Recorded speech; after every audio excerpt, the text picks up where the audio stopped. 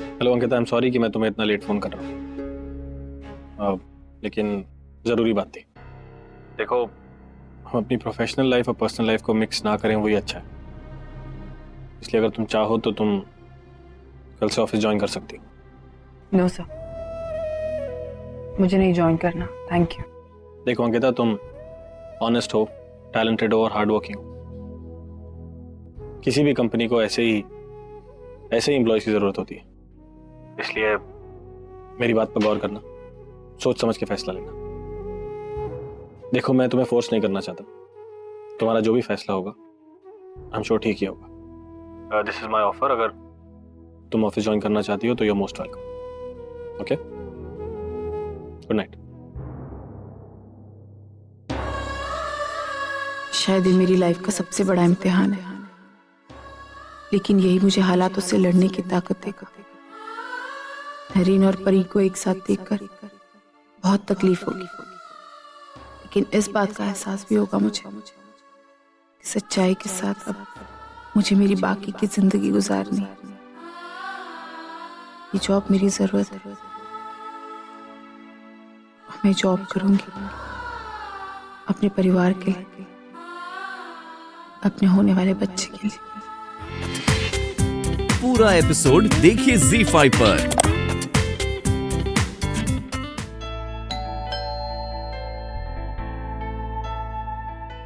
जी कहिए। मुझे नरीन से मिलना है। जी एक मिनट, मैम कोई मिलने आई है। ठीक है, तुम जाओ।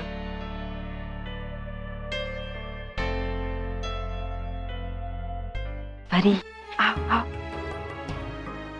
परी, बहुत अच्छा लगा तुम आई। जब सही वक्त पर सही लोग जिंदगी में वापस आते हैं तो जिंदगी ही बदल जाती है ना। आई एम श्योर कि तुम्हारे आने से नरीन की जिंदगी बदल जाएगी। जब वो यूके में था तो वो हर वक्त तुम्हारी बात किया करता था। मैंने तुम्हें देखा नहीं था, but I just knew that you are perfect for my Naren. लेकिन मेरे हालात कुछ ऐसे बिगड़े कि नरेन की जिंदगी में अंकिता। एनीवे, आज बहुत अच्छा दिन है, अच्छी बातें करते हैं, अच्छे लोगों की बातें करते हैं। नरेन ऊपर है, जाओ मिल लो उससे।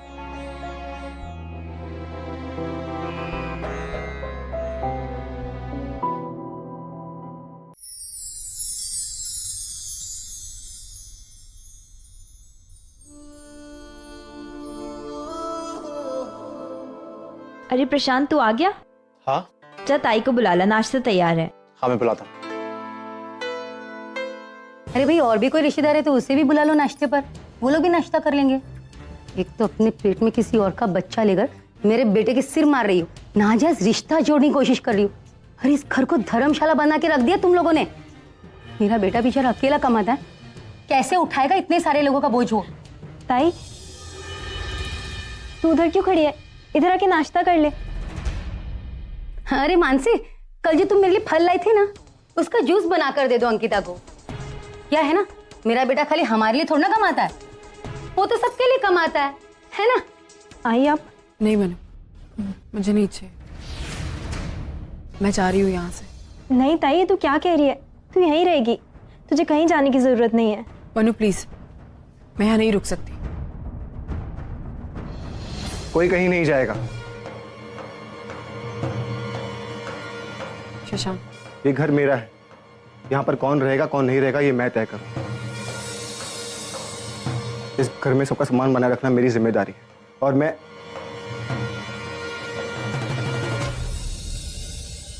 अंकिता।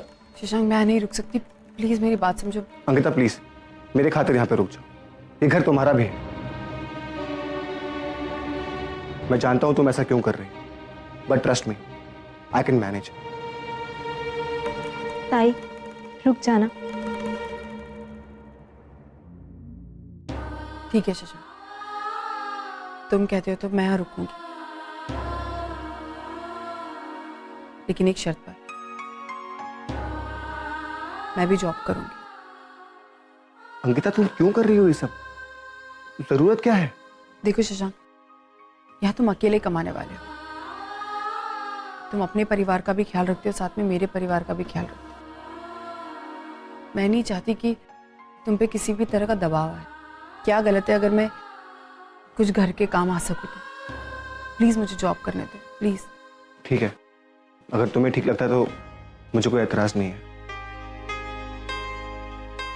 ताई, लेकिन तू जॉब करेगी कहाँ? नरेन की company.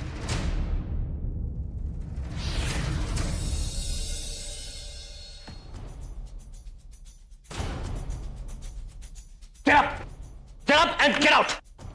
Get out right now!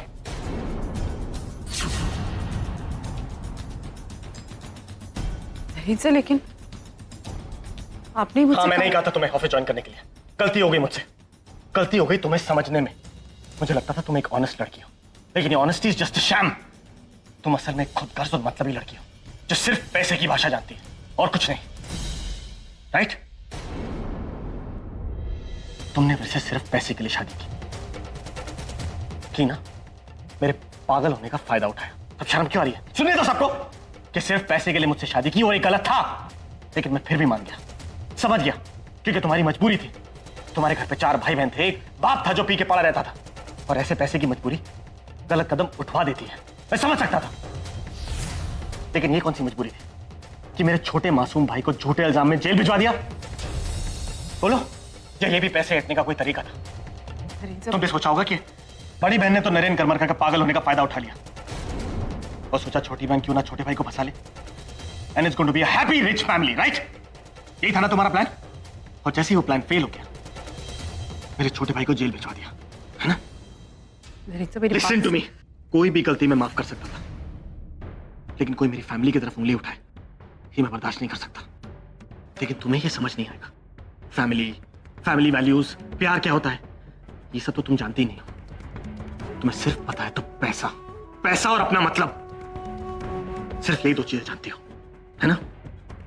India में लॉज बनाए हैं लड़कियों के फायदे के लिए, उनके बचाव के लिए, ना कि तुम जैसी लड़कियों के लिए जो तोड़ मड़ोड़ के उसे अपने फायदे के लिए इस्तेमाल करें।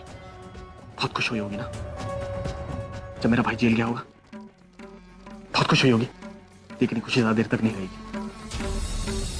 क्योंकि वो बहुत जल्द बाहर आ जाएगा और तुम और तुम्हारी बहन I'll put you behind the bars। याद रखना, तुम दोनों जेल के पीछे होगे मेरे भाई पर झूठा इल्जाम लगाने के लिए। अपने नकली आंसू हटाओ, get out of my face. अपना सामान उठाओ और दफा हो जाओ यहां से। संतोष जी, सिक्योरिटी को बोलो और इन सबको बता दो, आज के बाद ये लड़की दिखाई नहीं देनी चाहिए। अगर ये यहां दिखाई दी तो कोई दिखाई नहीं देगा। डोंट वरी मॉम, रौनक जल्दी छूट जाएगा। और आपने मुझे बताया क्यों नहीं? ये गलती हम पहले सुधार लेते ना। क्या गलतियां सुधारेंगे आप? क्योंकि आपकी गलतियों की लिस्ट तो हर दिन सिर्फ बढ़ रही है। क्या हुआ, मुझे नहीं पहचाना? आप मुझे क्या पहचानेंगे जब आप उस इंसान को नहीं पहचानते जिसने आपके लिए क्या कुछ नहीं किया? मैं मानसी, अंकिता की बहन। मैं वही लड़की हूं जिसके साथ आपके भाई ने, मैं वही लड़की हूं जिसको इंसाफ दिलाने के लिए मेरी बहन खड़ी हुई थी। मेरे लिए ही रौनक के खिलाफ केस फाइल किया था। और उस वक्त जानते हैं ताई के साथ कौन खड़ा था? आप, मिस्टर नरेन करमरकर, आप खड़े थे हमारे साथ। मैं बीमार था, अपने होश में नहीं था। आप अपने होश में नहीं थे? अगर होश में आने के बाद इंसान सही और गलत की पहचान भूल जाता है तो ऐसे इंसान का होश में ना रहना ही बेहतर है। तुम मेरे घर में आने एक सेकेंड, मेरी बात अभी खत्म नहीं हुई है। आपको कुछ भी याद नहीं है ना? मैं आपको बताती हूँ कि क्या हुआ था। आपके भाई रौनक ने मेरे संगीत में आकर मेरा रेप किया था।